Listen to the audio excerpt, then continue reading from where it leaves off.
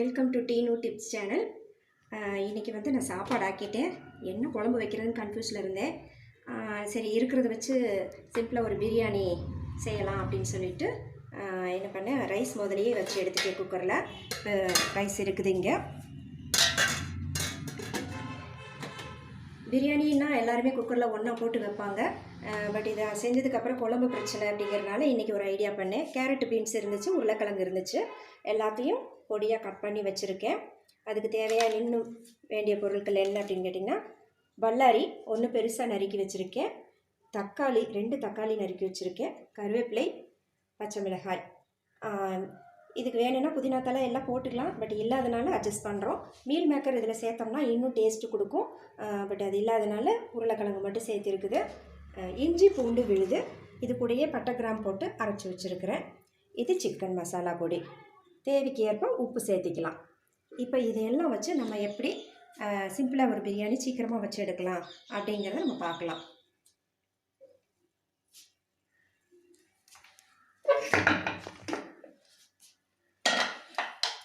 இப்போ இந்த காய்கறிகள் எல்லாத்தையுமே கழுவி கட் பண்ணி வச்சுருக்கிறேன். சாப்பாட்டுக்கு ஏற்ற காய்கறியில் இது கொஞ்சம் அதிகமாகவே இருக்கும். ஏன் போடுறேன் அப்படின்னா, இதில் மசால் செய்ய போகிறோம். நம்ம இப்போ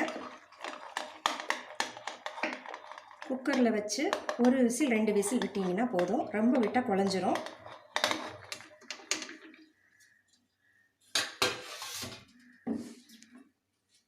லேசாக தண்ணி தெளிச்சுக்குங்க.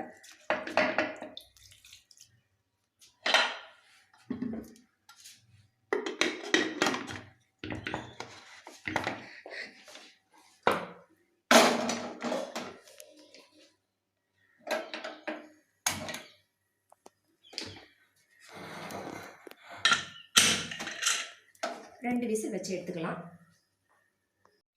இப்போ 2 விசில் விட்டு காயை வெளியே எடுத்தாச்சு, நல்லா வெந்துருச்சு. இப்போ ஸ்டவ்வில் பாத்திரத்தை வச்சு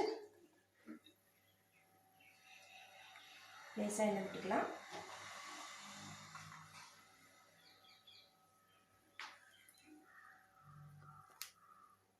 வெங்காயம்லாம் போட்டு நல்லா வதக்கி விடலாம்.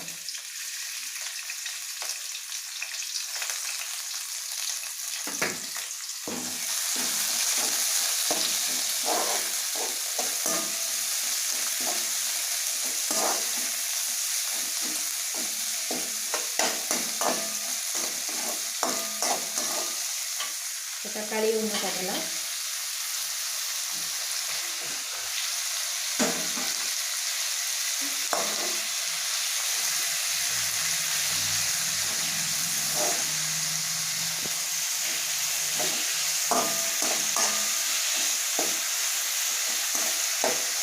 நல்லா வதக்கணும்.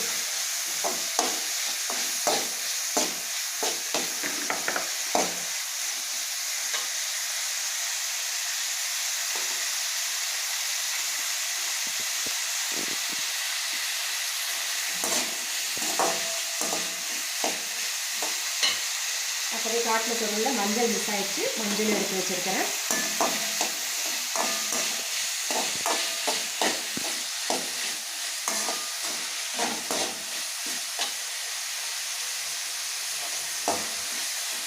நல்லா வதங்கி வரும்போது இஞ்சி பூண்டு பேஸ்ட்டு அது கூட சேர்த்துடலாம்.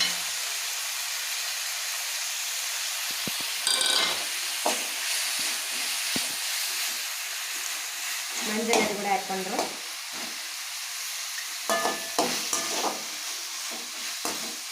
சிக்கன் மசாலா தூள் அதையும் கொஞ்சம் சேர்க்குறோம்.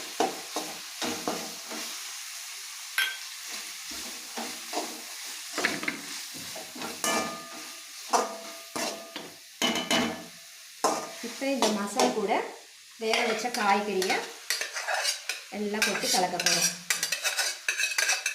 இப்படி காய்கறி அந்த சாப்பாட்டுக்கு தேவையில்லை, இதில் பாதி தான் போட போகிறோம்.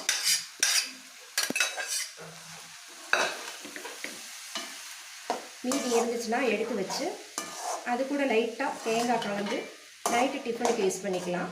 அதுக்காக தான் இதை செய்கிறேன்.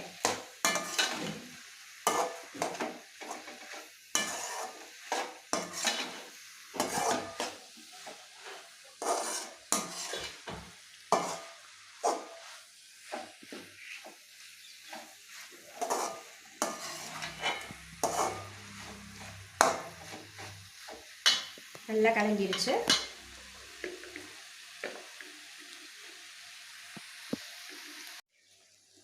இப்போது இவ்வளோ காய்கறி இருந்ததில் பாதி எடுத்து வச்சுட்டேன்.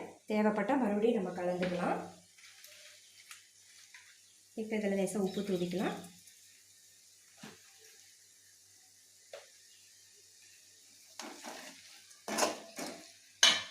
இப்போ இந்த சாப்பாட்டை நம்ம எப்பயுமே கலவை சாப்பாடு கலப்போலே அதே மாதிரியே நம்ம இது கூட போட்டு கலந்துக்கலாம்.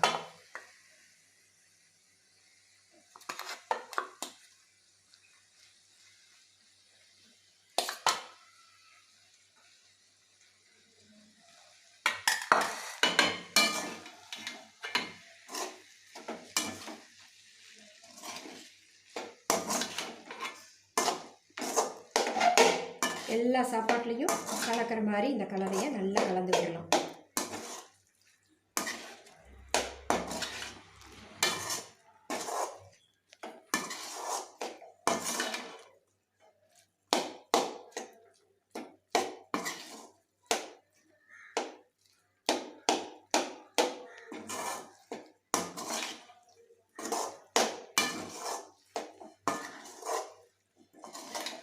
இதை முடித்ததுக்கப்புறம் உங்களுக்கு டேஸ்ட்டுக்கு தகுந்த மாதிரி நெய் விடுறதா எடுத்துக்கலாம்.